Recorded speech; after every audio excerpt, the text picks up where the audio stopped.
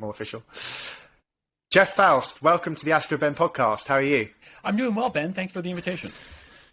Oh, I really appreciate you coming on. Part of the reason I started this podcast was to get to know who's who in the industry, and you're certainly one of those people that it's really good to know. So thank you for coming on. Do appreciate your time. Let's start with the basics. What is SpaceNews for those that may not have heard of it? Yeah. SpaceNews, as the name suggests, is a publication that focuses on news related to space. It's been around now for more than 30 years. It focuses a lot on the policy and business aspects of space. So we don't spend a lot of time on, say, space science discoveries or, technology advances so much as, some of the business issues, some of the policy issues, both in the United States and in other countries associated with space. Why did it focus on that? Because you've been there since, how long have you been there? You've been 2014, 2014. Correct? Yeah. So why was that the focus? Was it that, I guess it sort of started before social media, so there wasn't that sort of clickbait attitude to news as much back then. Is that part of the reason that it sort of focused on sort of longer form articles and policy and business, or how was that the focus? I think the focus is it's much like many other trade publications, B2B, business to business sort of publications, focusing on specific industry sectors. And so you focus a lot on the business issues, and particularly with space, there's a lot of policy issues because so much of space is funded by government agencies, whether it's NASA or other national space agencies or military departments. Governments play a major role in space. So that was really the focus on both the business and policy side. And so this was really a publication that from the beginning was focused more on the professionals in the field and not on necessarily a broader audience. Although because we're on the web, we're easily accessible. Anyone can really come in and read and learn about what's going on in those sectors. And who's the demographic, broadly speaking? Today anyway, who reads SpaceNews? I'm sure you've got lots of data on this, but yeah, I mean, we are a U.S.-based publication, so our largest audience is in the United States, but we've got people reading from all over the world. And most of these people are professionally involved in space in some way, whether they work for a company, they work for a government agency. These are people for whom space is their, it's their profession, it's their livelihood. And so they're very interested in the developments that are going on in space, what companies are doing, what government agencies are doing, and how that's going to affect their careers and their businesses and their agencies. So that's really been the long-term focus of SpaceNews. That's what it was back in 1990 when it was solely a print publication, and what it is today when it's primarily a web publication. Do you think that the physical magazine is kind of on the way out as more and more people go online, or do you like to see SpaceNews having a physical magazine for that certainly evolved over the years. When I started back in 2014, SpaceNews was still doing pretty much a weekly printed issue, much like it was back in the early 1990s when it started. But we realized over time the audience was moving increasingly online. And that by the time people got the print issues, a lot of the news wasn't so new anymore. And so we shifted the focus to the print issue to more of a magazine format. It now comes out roughly once a month. And that enables us to do sort of longer form articles, analysis, things like that aren't so closely tied to the news cycle, so that if you get the magazine a few days later, it's still as valuable as it was when it was first came out. Whereas with the print issue that came out on a weekly basis, that wasn't necessarily the case because it was much more driven by the news. So my hope is that we are able to continue the print issue for, as long as it makes sense from a business standpoint, because I think there is some value in being able to step back from the day-to-day news cycle and look at things with a broader focus and look at trends over time and provide that big picture approach that's harder to do when you're on that sort of daily news cycle. Sure. So you're the senior staff writer at SpaceNews. Do other journalists come to you with ideas? Do you sort of approve certain stories? How much oversight do you have on what topics get discussed? Yeah. Well, Space News is a pretty small publication, so there's only a few of us writing full time for the publication. We all have sort of our own beats. So I cover a lot of what's going on in civil space, which is NASA and some other non-military space agencies, but also some of the things going on in the commercial sector. SpaceX, Virgin Galactic, Blue Origin, many of the startups in the small launch vehicle sector, for example. But, I have a colleague who focuses on national security space, what's going on in the military side. Another person focuses on some of what's going on in commercial space with like satellite operators. We've got one person who actually focuses on China, given that growing Chinese space program and the difficulty in getting information about what's going on. That's sort of a full-time beat for somebody. So we all also have sort of our own beats. And so, we all work for a single editor. So it's not so much me approving other people's publication plans or others approving my plans so much as just sort of a very loose coordination to make sure that we're covering all the stories and nothing falls through the gaps. Sure. And I guess a lot of space stories sort of overlap those different niches. So, for example, today, hot off the press, I was reading about SpaceX have just been awarded a contract for proof of concept for point-to-point travel. So that obviously it includes that small launch capability, although I don't know if you can argue they're a small launch provider anymore. But it sort of taps into, concerns around China and also, various other things. So a story like that, would you kind of work together and say, this contract has been awarded, what angle can we find that is the most noteworthy? Or because it's SpaceX, it sort of falls under your category? Yeah. In the case of that particular story, my colleague who covers national security space, Sandra Irwin, covered that because it involves working with U.S. government agencies, the U.S. Air Force, the Air Force Research Laboratory, U.S. Transportation Command, which is responsible for getting all the logistics for military services aligned. So that's sort of her story. So she covers that. But, I covered a story about the latest SpaceX Starlink launch. And my colleague Jason Rainbow, who covers a lot of what's going on in commercial space, covered an issue involving SpaceX regulatory issues trying to expand its Starlink service to India and Pakistan.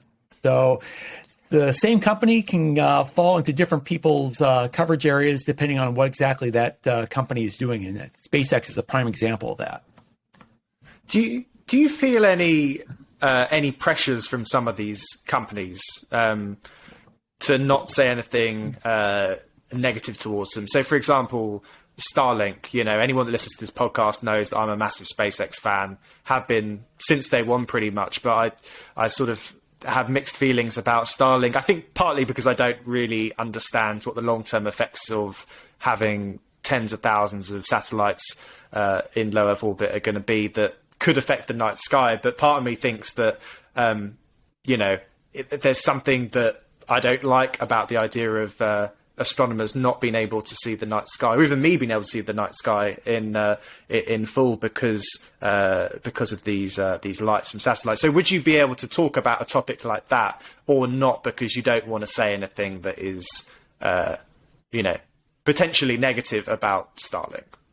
Yeah, one of the things we have to do is that we have to cover the good news and the bad news. So we have to cover the successes companies have, but also the problems that they're facing. The particular case of Starlink, for example, the story that I did about the recent Starlink launch also noted in the same story a recent study by astronomers who are looking at data from one observatory and counting the increase in the number of images from that telescope that had streaks in them caused by Starlink satellites. And that feeds into the concerns that astronomers have about the potential interference that Starlink and other satellite constellations like OneWeb and Amazon's Project Kuiper and so on will have on the field. And that's something that we've been covering extensively. So one of the things that, we do in the business is that, we have to be willing to cover the good news and the bad news as well. I did a story yesterday about a small launch vehicle company that had a setback in the testing of their rocket, a company called AVL Space Systems. They had an upper stage that they were testing that exploded on a test stand, essentially. Created this, this rather dramatic plume of black smoke that filled the skies in the California desert. Fortunately, no one was hurt. It's a setback for the company. But, we have to cover that along with the stories about the company winning launch contracts or raising funding. So you're always having to be careful, to make sure that you're providing a balanced approach and noting both the good things and the bad things that are going on for companies or for government agencies or specific programs. Yeah, that's good. And I did get that impression that you cover, all opinions around space, which is great. I think it's one of the only sectors which it seems very difficult that sort of private companies can have influence, with the whole fake news reality that we live in, where, people question the authenticity of publications. It seems like SpaceNews is a really good, impartial observer that just delivers the news. So yeah, thank you for that. That's great. Is there any articles or stories that you've heard about the industry that you wouldn't publish? I'm obviously not asking you to say what they are, but are there stories that you hear about and you think, oh, we just can't do that?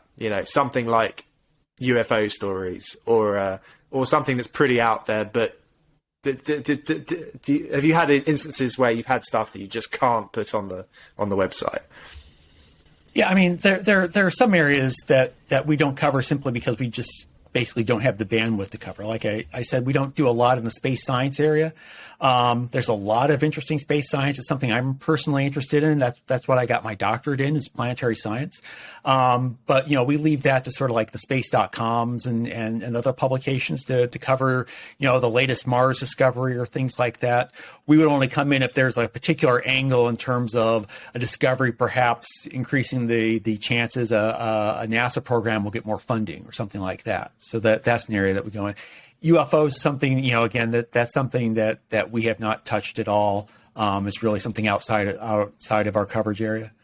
In terms of, talking about it just in general, stories that we don't cover, one of the challenges is when you're doing a story is being sure that you've got the whole story when you're publishing it. That having just, say, a claim from one side or another alone isn't enough unless you've got something to really back that up. And so sometimes you'll see news articles or blog posts or things like that, maybe based on, a single claim from someone who may or may not be linked to a company or organization doing something, really there, you need more evidence than that in many cases for a story. So that's something we're very careful when we're doing, is that we've got, a strong factual basis before publishing a story, lest we do something and find out that, that claim turned out to be not true after all. Sure. Do you think that that sort of rigorous source checking and fact checking, do you think the fact that you come from an academic background or had a science degree, do you think that's made you a bit more on the ball in that regard? I don't know about the other staff writers. I don't know if they come from a science background as well, but well, it certainly helps. I think, having the background and doing research and evaluating sources and evaluating claims is certainly important. You don't need a science degree to do that, to be certain. Most journalists don't have science degrees, but do a very good job in terms of doing that sort of evaluation of information. But it was certainly, in my case, certainly helpful, even if I'm not using the specific research I did for my degree, in my day-to-day reporting. I get the feeling that space has always been a real passion for you. Yeah. When did you first realize that you just wanted to do space? Yeah, that's very true. I don't know if there's like one moment where it sort of dawned on me that I wanted to do space. Some people, saw the Apollo moon landings, or, the launches of Alan Shepard or John Glenn, and saw that as sort of the eye-opening moment for them. There wasn't like one particular moment for me. Even as a little kid, I was fascinated with space. This was, I was about 10 years old when the first space shuttle launched, but already by then I was very interested in space. So it wasn't the shuttle itself that did it.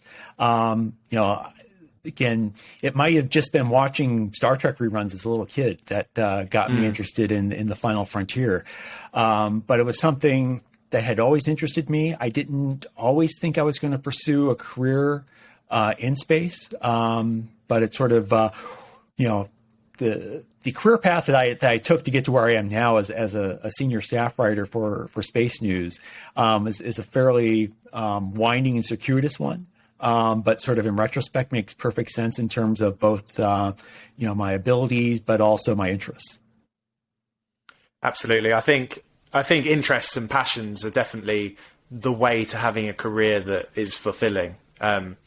Speaking of Star Trek, you obviously saw William Shatner go up, and I spoke to Chris Bosheisen on the podcast as well about his trip. What's your personal opinion on space tourism?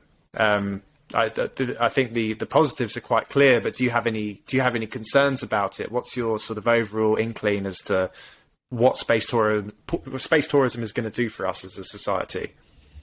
I think broadly speaking, the ability to give a wider slice of humanity a chance to experience spaceflight is fundamentally good.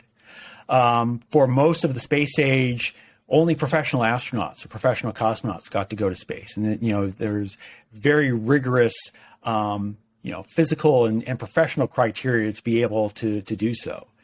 And to be able to enable a wider slice of humanity to be able to go and experience space, and perhaps, experience things like the overview effect, that change of perception from looking down at the Earth from space, or simply being able to better appreciate what spaceflight is like, I think in general is very good.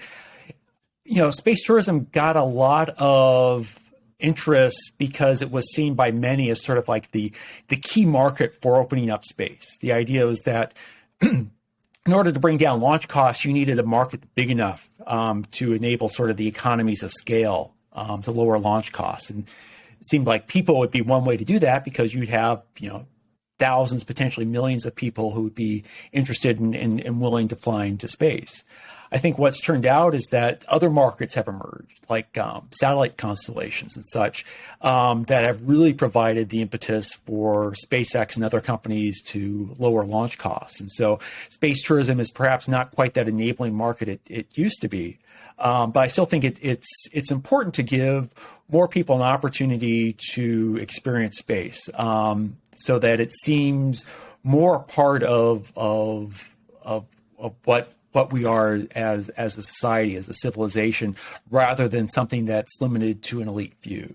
So, I think certainly you get into, concerns about, if we start launching very large numbers of people, is this the best use of resources? What's the effect on the environment? Concerns like that come up.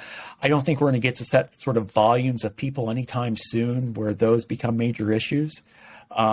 So I think in general, giving more people an opportunity to fly into space is a good thing, even if it's not quite sort of the enabling market people once thought it might be for space. Completely. I guess as a journalist, it's hard to keep the public engaged in space tourism as it becomes more day to day, because it's quite easy to, I imagine, I'm not a journalist, but I imagine it's quite easy to get a lot of clicks and a lot of attention on an article that focuses on the billionaire's race to space. But it's as more and more people go up, and hopefully thousands and millions of people go up to low Earth orbit, it's going to be difficult to keep the public interest, because it just becomes normal. I obviously wasn't around for the Apollo era, but I read or heard somewhere that people actually got used to the idea of people being on the moon. So it wasn't it went from being front page spread to a sort of small mention about halfway through the newspapers at the time. How do you think the public can be engaged longer term in space tourism? What can we do as journalists and people in the sort of media world? Well, I think part of it is, again, being able to allow a larger part of humanity the opportunity to fly into space, regardless of your age, your physical condition, or your background, or so on.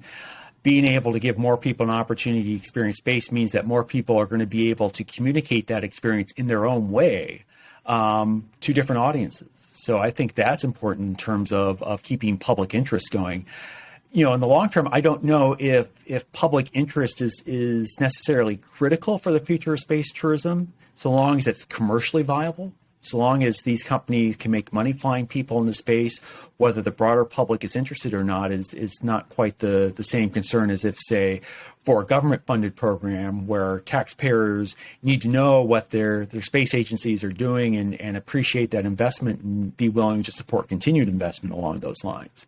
For space tourism, as long as people are willing to pay enough to make such ventures commercially viable, then even if the broader public sort of gets, a little tired or bored about it, it's not so much a concern as long as you can keep making money and doing the flights.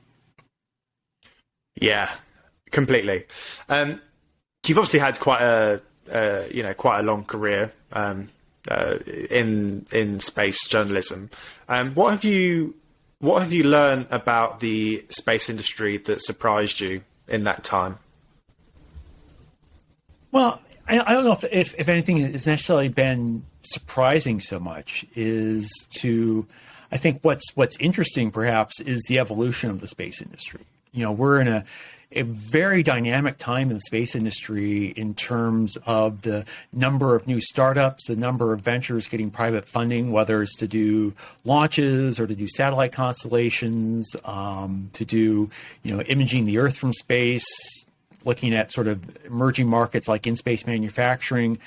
For much of my time in the field, the space industry was fairly static. In fact, if anything, it was consolidating. You'd see, big companies merge together to create bigger companies rather than startups.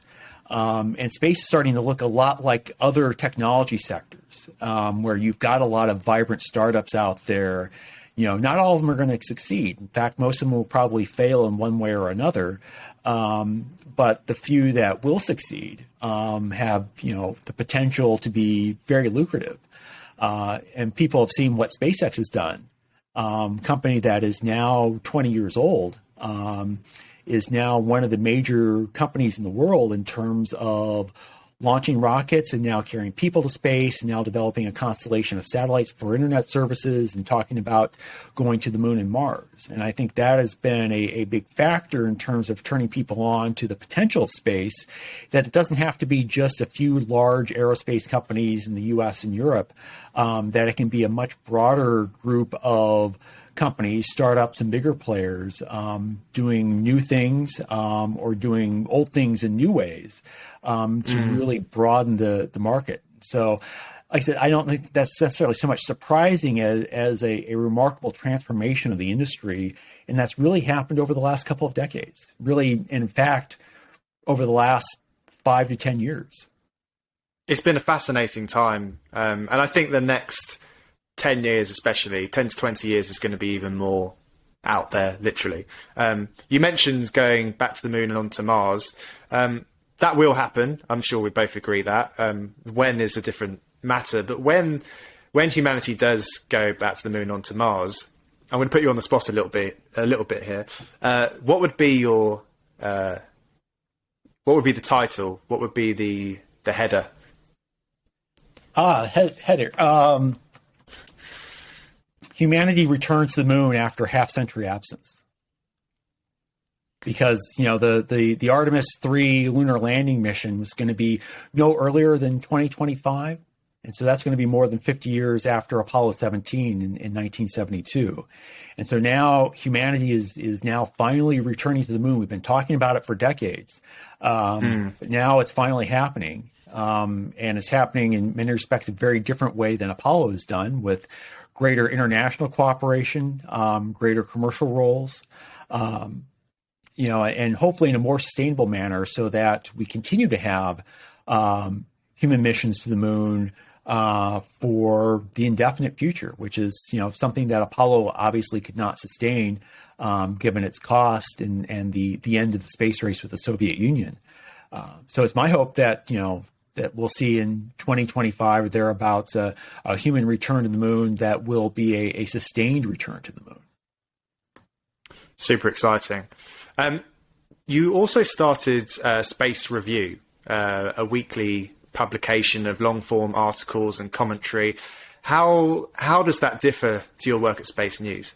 Yeah, I started the Space Review back in 2003. And that was because at the time, there wasn't a lot of opportunities for long-form articles and essays about space online. Much of it was still very much focused on news coverage. And I was trying to fill a gap, or hoping that there was a gap to be filled. And it turns out that there was an interest, a hunger for articles that sort of took, again, a big picture sort of view that could dive into topics of policy or space history, or commentary on some of the developments in commercial space or space policy, and offer that to a wider audience. And I started it as sort of an experiment to see if there was any interest in doing it. I had a day job at the time. This was long before I started at Space News.